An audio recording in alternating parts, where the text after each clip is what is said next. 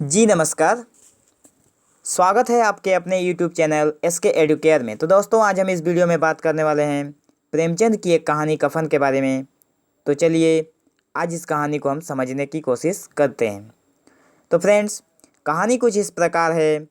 झोपड़े के द्वार पर बाप और बेटा दोनों एक बुझे हुए अलाव के सामने चुपचाप बैठे हुए हैं और अंदर बेटे की जवान बीबी बुधिया प्रसव वेदना से पछाड़ खा रही थी।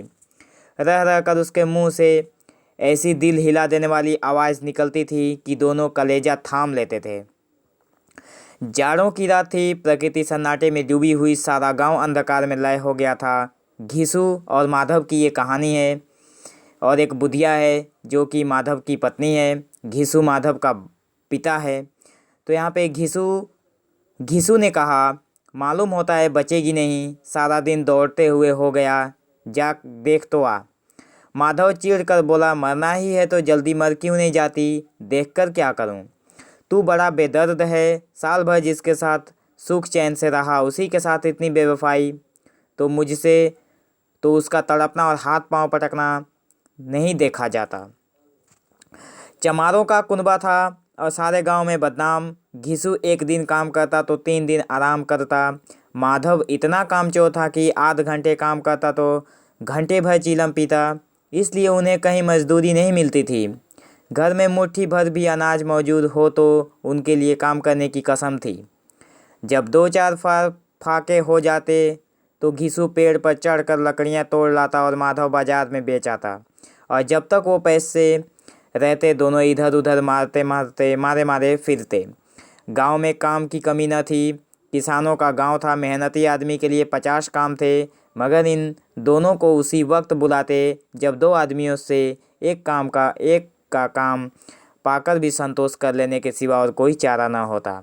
अगर दोनों साधु होते तो उन्हें संतोष और धैर्य के लिए संयम और नियम की बिल्कुल ज़रूरत न होती। यह तो इनकी प्रकृति थी।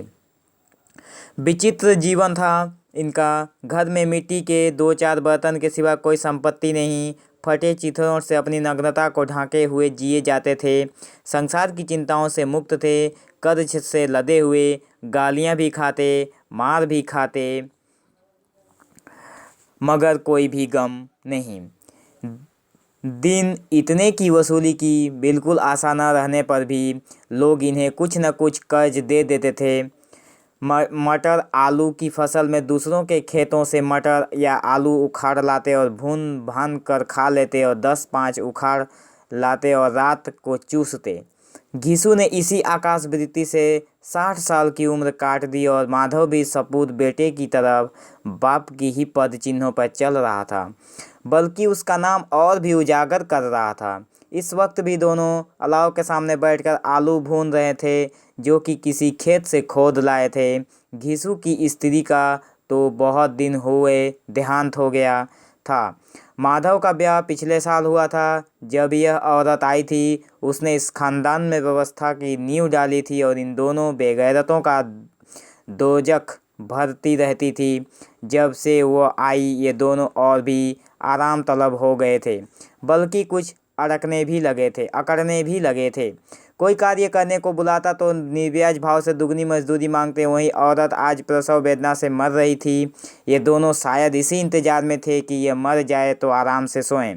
घिसू ने आलू निकाल कर छीलते हुए कहा, जाकर देखो तो क्या दशा है उसकी, चुड़ैल का फिसाद होगा या क्या। या तो ओझा भी 1 रुपया मांगता है, यहाँ तो ओझा भी 1 रुपया मांगता है। माधव को भय था कि वो कोठरी में गया तो घिसू आलूओं का बड़ा भाग साफ कर देगा। बोला, मुझे वहाँ जाते डर लगता है। डर किस बात का है, मैं तो यहाँ हूँ ही, तो तुम ही जाकर देखो ना। मेरी औरत जब मरी थी तो मैं 3 दिन तक उसके पास से हिला तक नहीं, और फिर मुझसे लजाएगी कि नहीं। जिसका कभी मुंह नहीं देखा, आज उसका उघड़ा हुआ बदन देखूं, उसे तन की सुध भी तो न होगी। मुझे देख लगी तो खुलकर हाथ पांव भी न पटक सकेगी। मैं सोचता हूँ कोई बाल बच्चा हुआ तो क्या होगा। सौंठ गुड़ तेल कुछ भी तो नहीं है घर में, सब कुछ आ जाएगा भगवान दे तो। जो लोग अभी तक पैसा नहीं दे रहे हैं वे ही कल बुलाकर रुपए देंगे। मेरे 9 लड़के हुए घर में कभी कुछ न था, मगर भगवान ने किसी न किसी तरह बेड़ा पार ही लगाया। जिस समाज में रात दिन मेहनत करने वालों की हालत उनकी हालत से कुछ बहुत अच्छी न थी, और किसानों के मुकाबले में वे लोग जो किसानों की दुर्बलताओं से लाभ उठाना चाहते थे कहीं ज़्यादा संपन्न थे, वहाँ इस तरह की मनोवृत्ति का पैदा हो जाना कोई अचरज की बात न थी। हम तो कहेंगे घिसू किसानों से कहीं ज़्यादा विचारवान था और किसानों के विचार शून्य समूह में शामिल होने के बदले बैठकबाजों की कुश्ती मंडली में जा मिला था। हाँ, उसमें यह शक्ति न थी कि बैठकबाजों के नियम या नीति का पालन करता, इसलिए जहाँ उसकी मंडली की और लोग गांव के सरगना और मुखिया बने हुए थे, उस पर सारा गांव उंगली उठाता था। फिर भी उसे यह तस्कीन तो थी ही कि अगर यह फटेहाल है तो कम से कम उसे किसानों की सी जहाँ तोड़ मेहनत तो नहीं करनी पड़ती, और उसकी सरलता और निरीहता से दूसरे लोग बेजा फ़ायदा तो नहीं उठाते। दोनों आलू निकाल निकाल कर जलते जलते खाने लगे। कल से कुछ नहीं खाया था, इतना सब्र न था कि उन्हें ठंडा हो जाने दें। कई बार दोनों की ज़बानें जल गई। छिल जाने पर आलू का बाहरी हिस्सा कुछ ज़्यादा गर्म न मालूम होता, लेकिन दांतों के तले पड़ते ही अंदर का हिस्सा ज़बान, हलक और तालू को जला देता था, और उस अंगारे को मुंह में रखने से ज़्यादा खैरियत इसी में थी कि वह अंदर पहुंच जाए। वहाँ उसे ठंडा करने के लिए काफ़ी सामान थे, इसलिए दोनों जल्द जल्द निकल जाते। हालांकि इस कोशिश में उनकी आंखों में आंसू निकल आते। घिसू को इस वक्त ठाकुर की बारात याद आई, जिसमें 20 साल पहले वो गया था। उस दावत में उसे जो तृप्ति मिली थी वह उसके जीवन में एक याद रखने लायक बात थी, और आज भी उसको उसकी याद ताज़ी थी। बोला, यह भोज नहीं भूलता। तब से फिर उस तरह का खाना और भरपेट नहीं मिला। लड़की वालों ने सबको भरपेट पूड़ियाँ खिलाई थी। सबको, छोटे बड़े, सबने पूड़ियाँ खाई, और असली घी की चटनी, रायता, 3 तरह के सूखे साग, एक रसेदार तरकारी, दही, चटनी, मिठाई। अब क्या बताऊं कि उसे उस भोज में क्या स्वाद मिला। कोई रोक टोक नहीं थी, जो चीज़ चाहो मांगो, जितना चाहो खाओ। लोगों ने ऐसा खाया कि किसी से पानी न पिया गया, मगर परोसने वाले हैं कि पत्तल में गर्म गर्म गोल गोल सुवासित कचौड़ियाँ डाल देते हैं। मना करते हैं कि नहीं चाहिए, पत्तल पर हाथ से रोके हुए हैं, मगर वो कहीं की दिए जाते हैं।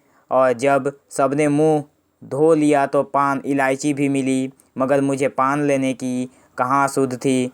खड़ा हुआ न जाता था।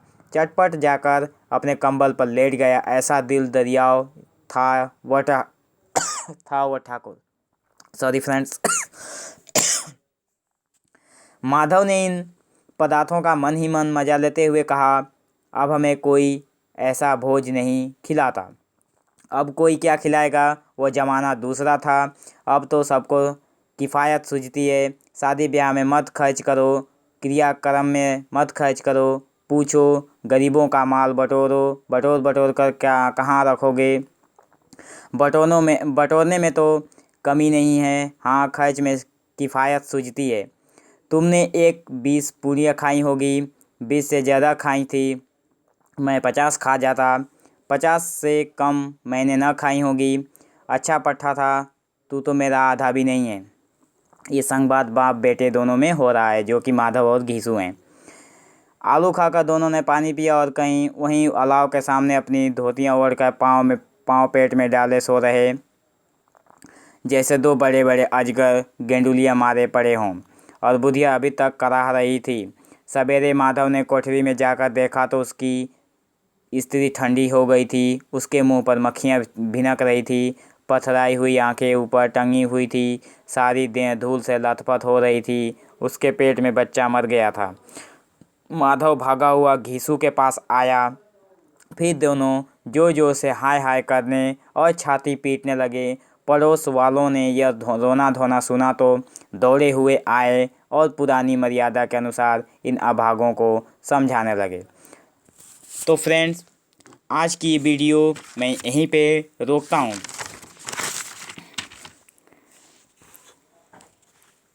कहानी अच्छी लगी हो तो अपने दोस्तों को शेयर करना ना भूलें। साथ ही साथ इस वीडियो को लाइक और चैनल को सब्सक्राइब ज़रूर करें, ताकि आने वाले इसके नेक्स्ट वीडियो की नोटिफिकेशन आपको जल्द से जल्द मिले। तो बने रहिए नेक्स्ट वीडियो में SK एडुकेयर चैनल के साथ। तब तक के लिए धन्यवाद।